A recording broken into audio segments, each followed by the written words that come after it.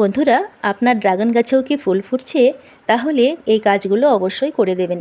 দেখুন, গত ৩ দিন আগে এই ড্রাগন ফুলটা একদিন রাতের বেলায় ফুটেছিল। তারপর রাতেই আমি কৃত্রিম পলিনেশন করিয়েছিলাম।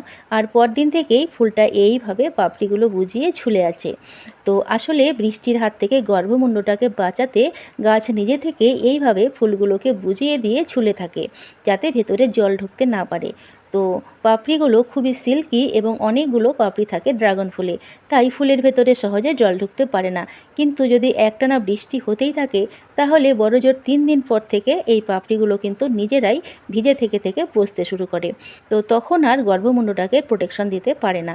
তো এত বিশাল আকৃতির এই ফুলটা ভিজে গিয়ে আরও খানিকটা ভারী হয়ে যায়, যার জন্য ফলের গোড়ার অংশটা নড়ে চড়েও যেতে পারে। তো এই দুটো কারণে গর্ভমুণ্ডটা রেখে এইভাবে পাপড়িগুলো ছেটে দিতে হয়। তো গর্ভমুণ্ডটা কেটে দিলে ফলের মধ্যে কিন্তু আবারও জল ঢুকতে পারে বা পিঁপড়েও ঢুকতে পারে। তবে এই রেখে দেওয়া নলের মতো গর্ভমুণ্ডটাও একদিন শুকিয়ে যাবে বা পচে যাবে, কিন্তু ততদিনে ফলটা সেট হয়ে যাবে। তো বন্ধুরা, ড্রাগন গাছ সম্পর্কে আপনাদের কোনো জিজ্ঞাসা থাকলে অবশ্যই কমেন্ট করে জানাবেন।